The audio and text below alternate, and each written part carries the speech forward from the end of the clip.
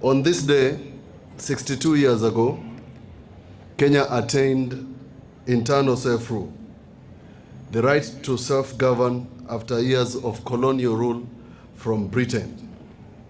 Today we celebrate that milestone which ushered a new era of self-determination.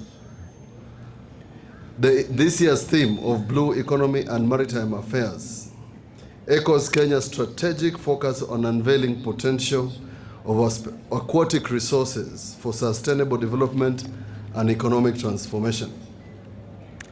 Madaraka Day, which means power and self-governance, commemorates the day our nation attained Madaraka or self-rule. As we mark this day, ladies and gentlemen, we must also remember that in 2010, Kenyans voted for a new constitution. This constitution ushered a new self-rule. That new self-rule is called county governments.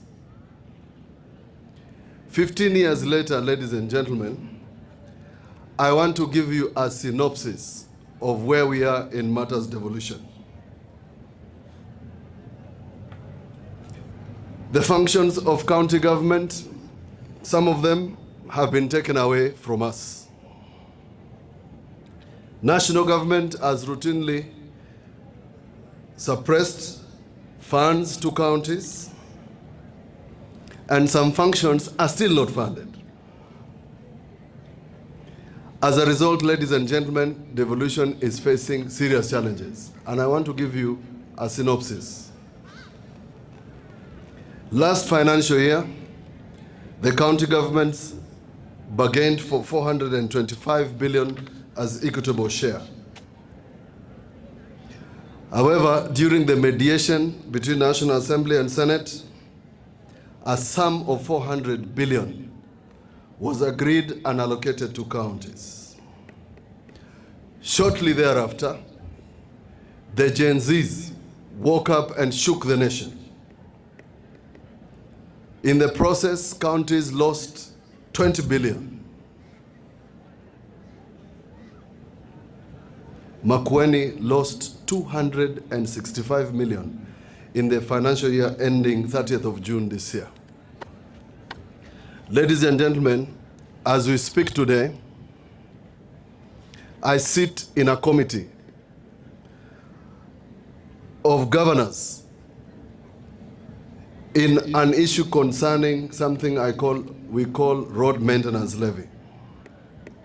10 billion shillings is still in an escrow account as the court resolves a dispute between the counties and national government as to who should do county roads.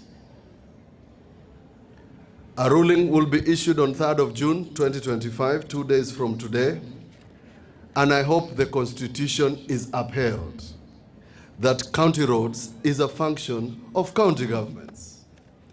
The speakers, including the young people who spoke before me, including the former ECM Kaweve, spoke about roads. Those roads and those funds are being done, or funds have been withheld at the national level. As I speak today, 1st of June 2025, conditional grants to counties have not been released 30 days to the end of the financial year. The money that was reduced from our budget, 265 billion, was meant for development, was meant for healthcare, was meant for roads, was meant for boreholes. That money we lost, and nobody is talking about these issues. As we talk about Madaraka and self-rule, we must talk about what is the status of Kenya and devolution. In the year ending June 2024,